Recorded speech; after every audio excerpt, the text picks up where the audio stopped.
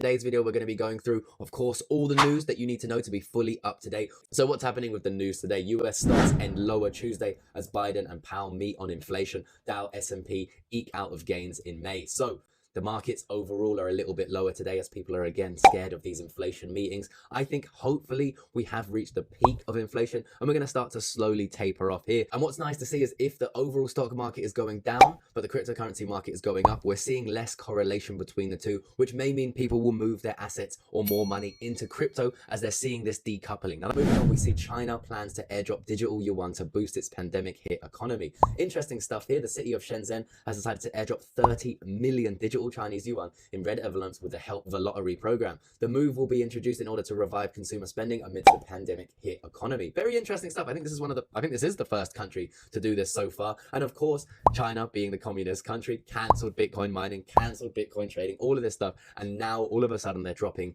their digital currency themselves. So the EU regulator warns soaring inflation could drive investors to crypto. Calls for unified regulatory framework. So definitely not a bad headline here. They're warning that because of inflation, people are or potentially will see crypto as a hedge. This is said stablecoins face UK regulation following the UST collapse. So the regulators in the UK are very much eyeing up stablecoins and the cryptocurrency markets because of this recent collapse. Moving on to some other news, long-term holder cost basis is rising as short-term holder cost basis declines. If this persists, historically, this has marked a generational Bitcoin buying opportunities. We are getting close. You can see here, 2015 to 2016, we had that happen. 2019, we had that happen. And now potentially moving below that line over in 2022.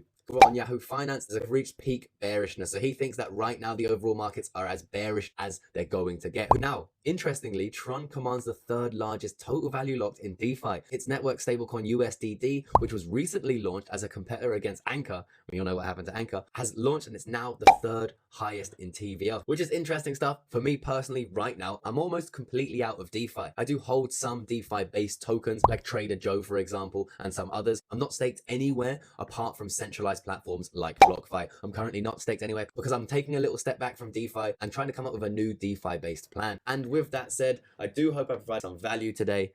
If I did, you can consider smashing the like button, hitting the subscribe button, and I'll see you guys in the next one. Peace.